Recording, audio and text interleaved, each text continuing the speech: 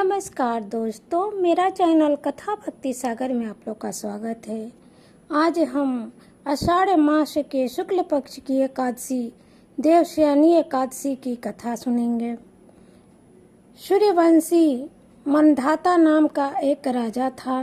वह सत्यवादी, महान, प्रतापी और चक्रवर्ती था। वह अपने प्रजा का पुत्र की तरह पालन करता था। इसकी समस्त प्रजा धन से संपूर्ण थी और सदैव सुखपूर्वक रहती थी। इसके राज्य में कभी अकाल नहीं पड़ता था। एक समय राजा के राज्य में अकाल पड़ गया और प्रजा अन्न की कमी के कारण दुखी रहने लगी। राज्य में यज्ञ होने बंद हो गए। एक दिन राजा के पास जाकर प्रार्थना करने लगी कि हे राजन, समस्त विश्व की सृष्टि का मुख्य कारण वर्षा है। इसी वर्षा के अभाव से राज्य में अकाल पड़ गया है और अकाल से प्रजा मर रही है। हे राजन, आप कोई ऐसा उपाय बताइए जिससे हम लोगों का दुख दूर हो जाए। इस पर राजा मनधाता बोले कि आप लोग ठीक कह रहे हैं। वर्षा के न होने के से आप लोग बहुत दुखी हैं। राजा के पापों के कारण ही प्रजा को दुख भोगना पड़ता है। मैं बहुत सोच विचार कर रहा हूँ, फिर भी मुझे कोई अपना दोष नजर नहीं आ रहा है। आप लोगों के दुख को दूर करने के लिए मैं बहुत यत्न कर रहा हूँ। ऐसा कहकर राजा मनधाता भगवान की पूजा कर कुछ मुख्य व्यक्तियों को साथ लेकर वन को चल दिए। वहाँ पर ऋषियों के आश्रम में घूमते घूमते अंत में ब्रह्मा के पुत्र अंगिरा ऋषि के आश्रम पर पहुँचे।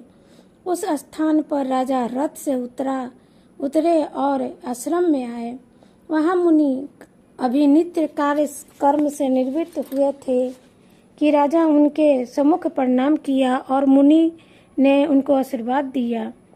फिर राजा से बोले कि हे राजन, आप इस स्थान पर कैसे पधारे, सो कहिए। राजा बोले, हे महर्षि, मेरे राज्य में 3 वर्षों से वर्षा नहीं हो रही है। इससे अकाल पड़ गया है। प्रजा दुख भोग रही है।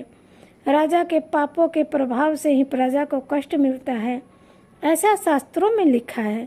मैं धर्मानुसार राज्य करता हूँ, फिर यह अकाल कैसे पड़ गया, इसका मुझे अभी तक पता न लग सका। अब मैं आपके पास इन्हीं संदेह की निवृत्ति के लिए आया हूँ। आप कृपा कर मेरे इस संदेह को दूर कीजिए और प्रजा के कष्ट को दूर करने के लिए कोई उपाय बताइए। इस पर ऋषि बोले, हे राजन, सतयुग सब युगों में श्रेष्ठ है। इसमें धर्म के चारों चरण सम्मिलित है। इस युग में केवल ब्राह्मणों को ही तपस्या करना तथा वेद पढ़ने का अधिकार है, परंतु आपके राज्य में एक शूद्र भी तपस्या कर रहा है। इसी दोष के कारण आपके राज्य में वर्षा नहीं हो रही है।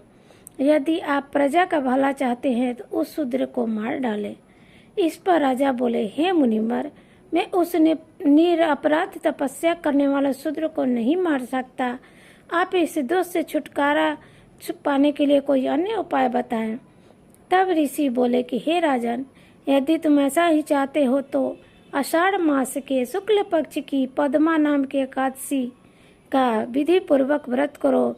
इस व्रत के प्रभाव से तुम्हारे राज्य में वर्षा होगी और प्रजा सुख भोगेगी, क्योंकि इस एकादशी का व्रत सिद्धियों को देने वाला है और उपद्रवों को शांत करने वाला है।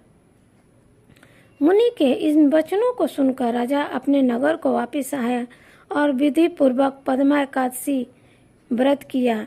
उस व्रत के प्रभाव से राज्य में वर्षा हुई और मनुष्यों को सुख पहुंचा। इस एकादशी को देवशयनी एकादशी भी कहते हैं। इस व्रत के कारण से विष्णु भगवान प्रसन्न होते हैं। अतः मोक्ष की इच्छा करने वाले मनुष्यों को एकादशी का व्रत करना चाहिए। चतुर्मास्य व्रत की इसी एकादशी के व्रत से शुरू किया जाता है। जय हो श्री भगवान विष्णु की।